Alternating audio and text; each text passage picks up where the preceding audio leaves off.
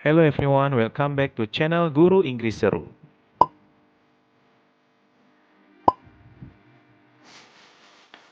Nah, kali ini kita akan membahas beberapa info terbaru tentang seleksi P3K tahun 2021.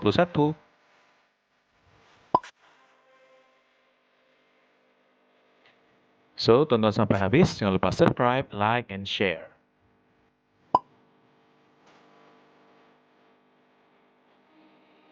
Nah, teman-teman, kabar gembira, kuota P3K 2021 guru tak dibatasi. Gaji dan fasilitas tak kalah dengan PNS, berikut syarat-syaratnya.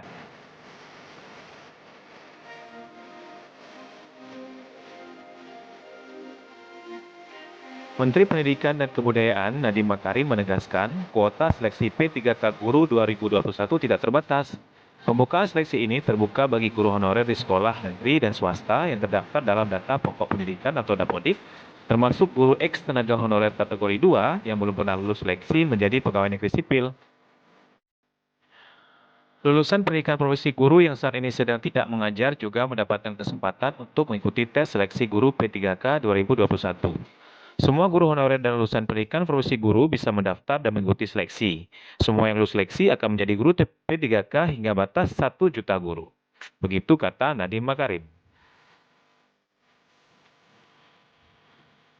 Dalam konferensi virtual bertajuk Pengumuman Rencana Seleksi Guru Pegawai Pemerintah dengan Perjanjian Kerja atau P3K 2021, Nadiem tidak mau membatasi pendaftaran dengan kuota dan membuat guru menjadi menunggu serta mengantri.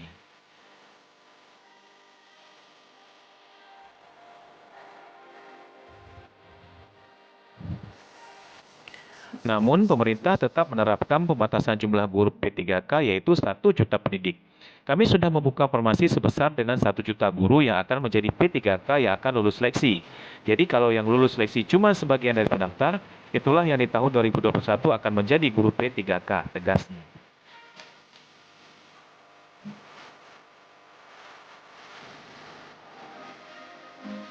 Pemerintah telah mempersiapkan bagian lolos seleksi tersebut akan dijadikan P3K dan dijamin akan penganggarannya sudah disiapkan, tetapi masih harus lolos seleksi dulu, ungkapnya. Agar bisa mencapai target 1 juta guru, pemerintah pusat mengundang pemerintah daerah untuk mengajukan promosi lebih banyak sesuai kebutuhan daerah masing-masing.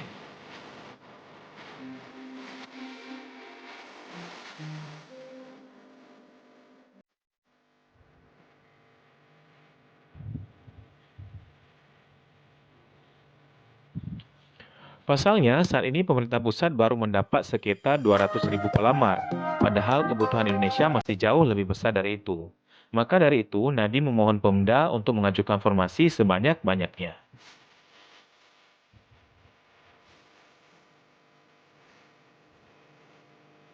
Jadi kami mohon semua pemerintah daerah untuk mengajukan formasi sebanyak-banyaknya.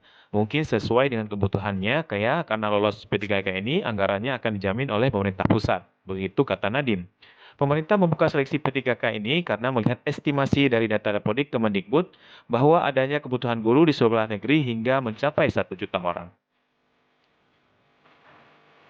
Bukan hanya untuk menyediakan tenaga pendidik yang baik demi menghasilkan sumber daya manusia unggul di masa depan, tetapi juga pemerintah ingin memberi kesempatan adil untuk guru honorer. Ini, di luar saat ini, mengajar yang pertama adalah dari kebutuhan kita. Tetapi juga pembukaan seleksi ini adalah upaya untuk menyediakan kesempatan yang adil, kesempatan yang untuk para guru honorer kita yang terbaik untuk membuktikan kompetensi mereka tanpa kita batasi. Begitu kata Nadiem.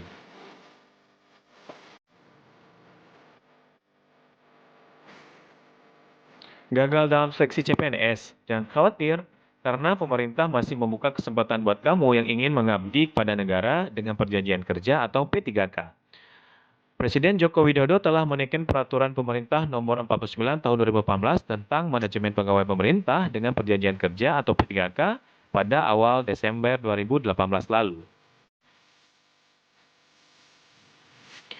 Dengan adanya peraturan ini, kamu bisa menjadi ASN meskipun tidak melalui proses rekrutmen CPNS. P3K dapat mengisi jabatan fungsional dan jabatan pimpinan tinggi sesuai kompetisi masing-masing. Rekrutmen P3K dapat diikuti oleh seluruh masyarakat Indonesia.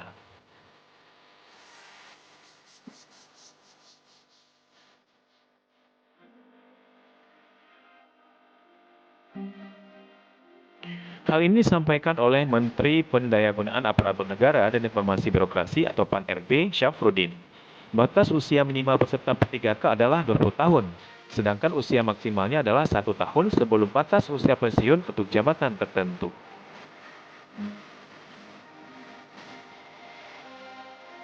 Lalu, apa bedanya PNS dengan P3K?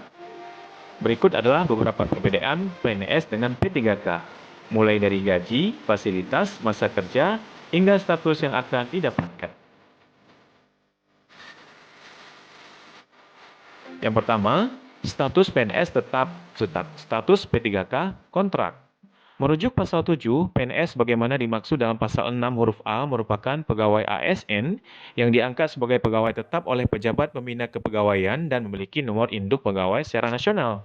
Sedangkan P3K sebagaimana dimaksud dalam pasal 6 huruf B merupakan pegawai ASN yang diangkat sebagai pegawai dengan perjanjian kerja oleh pejabat pembina kepegawaian sesuai dengan kebutuhan instansi pemerintah dan ketentuan undang-undang.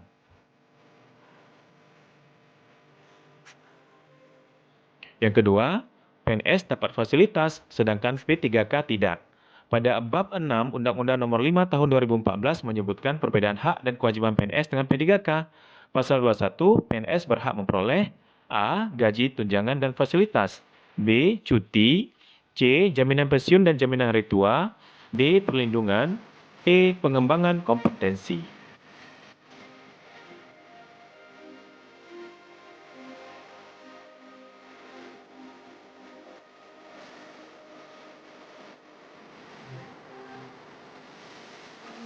Sedangkan dalam pasal 22, P3K berhak memperoleh A. Gaji dan tunjangan, B. Cuti, C. Perlindungan, dan pengembangan kompetensi. Jadi ada beberapa hal yang didapatkan oleh PNS dan tidak didapatkan oleh P3K. Masa kerja PNS sampai pensiun, sedangkan P3K hanya 1 tahun dan bisa diperpanjang. Berikut adalah ketentuan tentang batas usia pensiun berdasarkan pasal 87 ayat 1 huruf C. Yang pertama, 58 tahun bagi pejabat administrasi. Yang kedua, 60 tahun bagi pejabat pimpinan tinggi. Yang kemudian sesuai dengan ketentuan peraturan perundang-undangan bagi pejabat fungsional. Sedangkan masa perjanjian kerja P3K diatur pada pasal 98 yang menyebutkan A. Pengangkatan calon P3K ditetapkan dengan keputusan pejabat pembina kepegawaian. B. Masa kerja paling singkat 1 tahun dan dapat diperpanjang sesuai kebutuhan penilaian kinerja.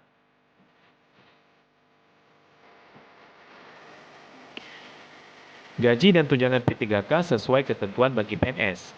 Gaji PNS dibayarkan sesuai dengan beban kerja, tanggung jawab, dan risiko pekerjaannya dan diberikan secara bertahap. Selain gaji, PNS juga menerima tunjangan kinerja dan tunjangan kemahalan. Tunjangan kinerja diberikan sesuai dengan pencapaian kinerja.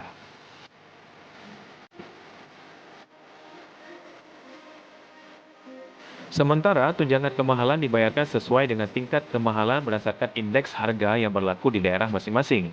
Sedangkan untuk P3K, pembayaran gaji hampir serupa dengan PNS yang sesuai dengan beban kerja, tanggung jawab jabatan, dan risiko pekerjaan. Nah, kemudian kita lihat syarat guru honorer diangkat menjadi P3K 2021.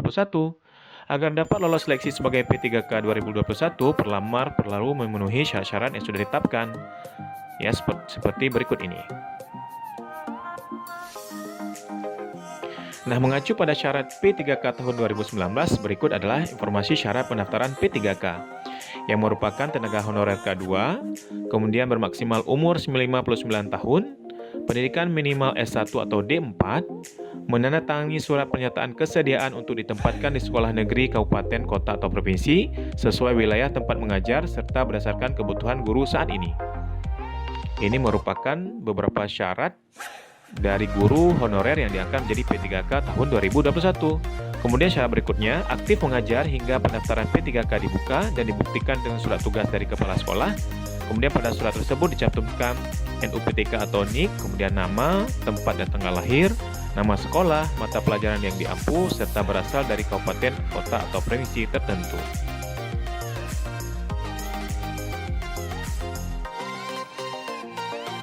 Kemudian kita lihat alur pendaftaran P3K 2021. Yang pertama, pembuatan akun melalui laman sscasn.bkn.go.id. Kemudian pelamar memilih menu P3K atau ssp3k.bkn.go.id.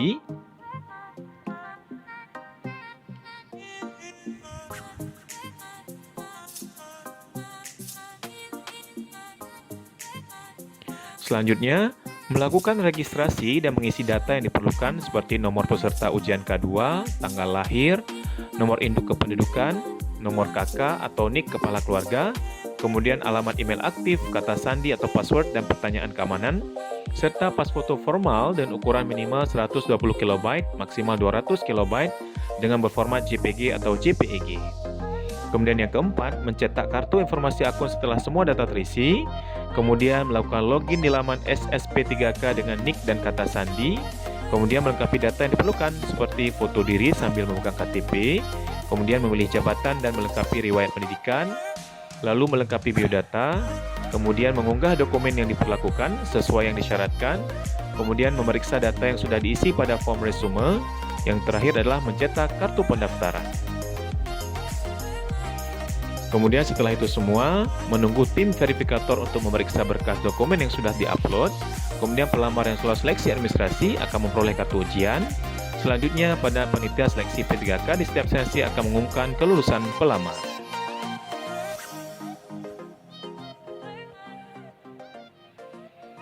Demikian informasi tentang P3K 2021, semoga bermanfaat.